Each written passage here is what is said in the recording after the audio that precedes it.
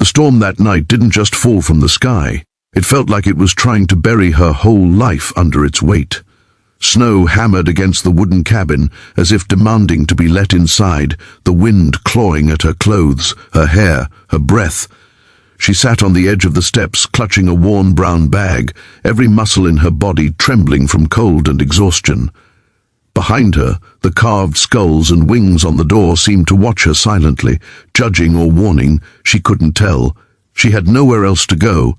And inside those doors lived the last man she ever thought she'd beg for help, a lone hell angel with a reputation as harsh as the winter itself.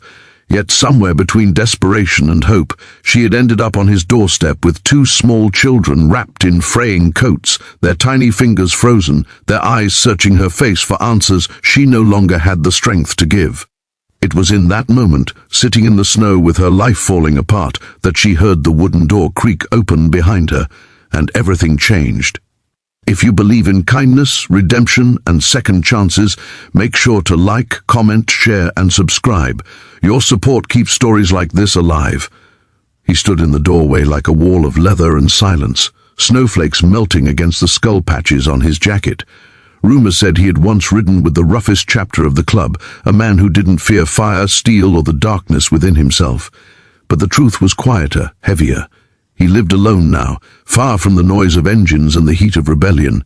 His world had shrunk to a cabin, a few regrets, and two children who clung to his jeans the moment they saw him, as if they sensed something she hadn't.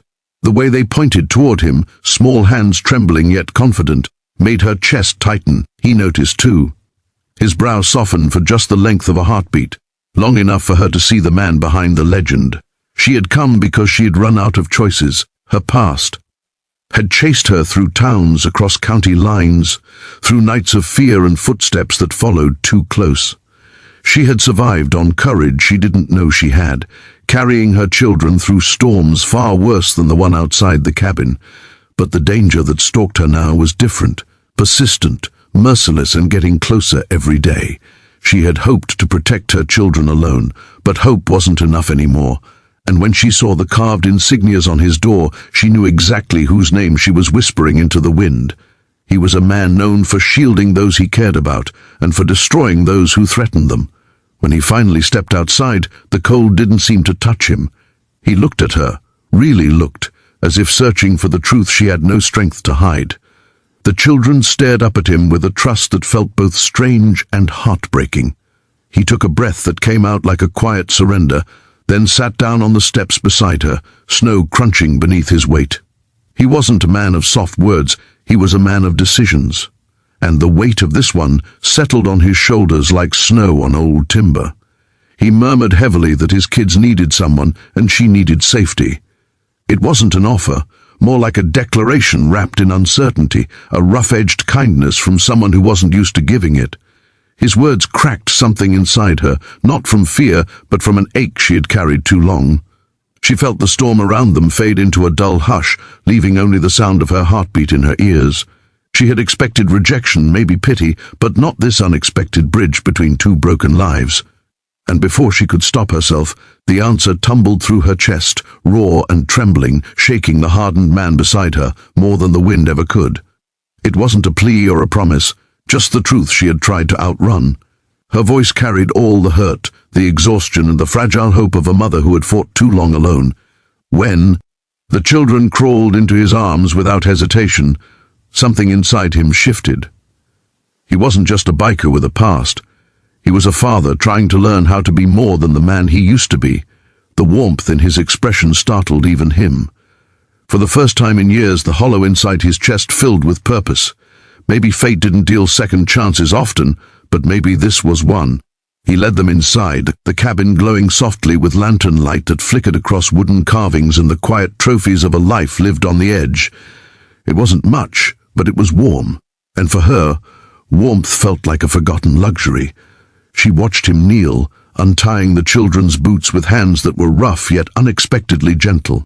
The kids smiled, their little faces flushing from the heat of the fireplace.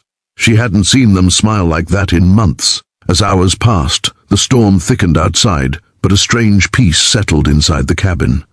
She told him fragments of her pain, and in return, he revealed pieces of a life he rarely spoke about. The mistakes, the regrets, the desperate desire to become something better for the tiny souls who clung to him at night.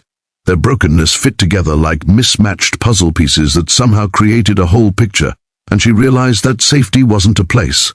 Sometimes, safety was a person. But danger never forgets its target. The next night, headlights cut through the storm like glowing knives. Shadows moved outside the cabin, heavy footsteps crunching through the snow. She froze, terror surging through her veins. She had spent months running from those men, and now they had found her. Before she could speak, he stepped forward like a storm of his own, the hell angel rising inside him with a fury that shook the ground. This time, he wasn't fighting for a club. He was fighting for a family. And when the threat was gone, driven back into the storm by a man who no longer feared his past, she finally understood why fate had brought her. There, not to seek shelter, but to give it, to him, to his children, to herself. If this story touched your heart, please like, comment, share and subscribe. Your support helps these emotional stories reach more people. Before you go, comment below, do you believe strangers can become family?